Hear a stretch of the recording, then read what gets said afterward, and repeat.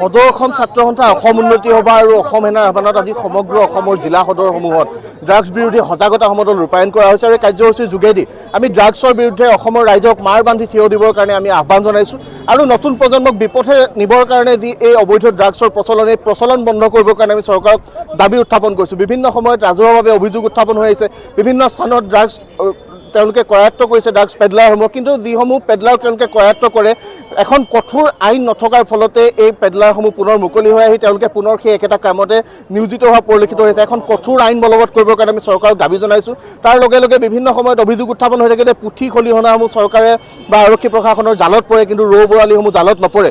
ৰৌ বৰালিসমূহক জালত পেলাবৰ কাৰণে চৰকাৰৰ যিটো স্মাৰ্ট আৰক্ষী বিভাগ আছে, তেওঁলোকৰ চোৰাংচোৱা বাহিনী আছে, অসম চৰকাৰৰ গৃহ বিভাগ মুখ্যমন্ত্ৰী ডক্টৰ হিমন্ত বিশ্ব শৰ্মাই নিজেই নেতৃত্ব লৈ আছে আৰু তেখেতে বিভিন্ন সময়ত জনচক্ষুত তেওঁলোকে তেওঁৰ এডভাৰটাইজ দিবৰ কাৰণে, তেওঁ যিহেতু এডভাৰটাইজ দিয়াত খুব পাকৈত, তেখেতে এডভাৰটাইজ দিবৰ কাৰণে মাজে মাজে ড্ৰাগছ জ্বলোৱা কাৰ্যসূচীত অংশগ্ৰহণ কৰিলে নহ'ব। ড্ৰাগছ যাতে সমূলঞ্চে অসমৰ পৰা উৎখাত হয়, ড্ৰাগছ যাতে অসমৰ পৰা নোহোৱা কৰিব পৰা এটা ব্যৱস্থা কৰে, নহ'লে উল্টা পঞ্জাবৰ দৰে ব্যৱস্থা যাতে অসমত নহয়, নতুন প্ৰজন্ম যাতে বিপথে নাযায়, তেনেকুৱা এটা ব্যৱস্থা কৰিবৰ কাৰণে কঠোৰৰ পৰা কঠোৰতম ব্যৱস্থা গ্ৰহণ কৰিবৰ কাৰণে আমি চৰকাৰক দাবী জনাইছোঁ।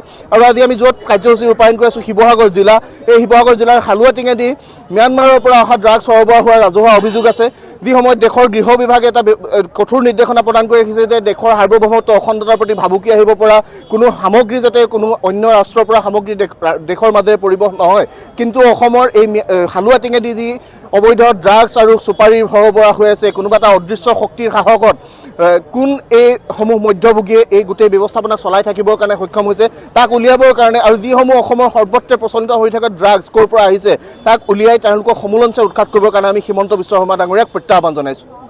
আমাৰ স্পষ্ট দাবী, আমি ড্ৰাগছ মুক্ত অসম গঢ়িব বিচাৰোঁ। এই ক্ষেত্ৰত চৰকাৰে সামগ্ৰিকভাৱে কিছু ব্যৱস্থা গ্ৰহণ কৰিব লাগিব, কাৰণ এই ড্ৰাগছ সৰবৰাহ প্ৰক্ৰিয়াৰ লগত জড়িত যিসমূহ ব্যক্তি সেইসমূহক গ্ৰেপ্তাৰ কৰি তাৎক্ষণিকভাৱে কঠোৰৰ পৰা কঠোৰতম শাস্তি প্ৰদান কৰিব লাগিব।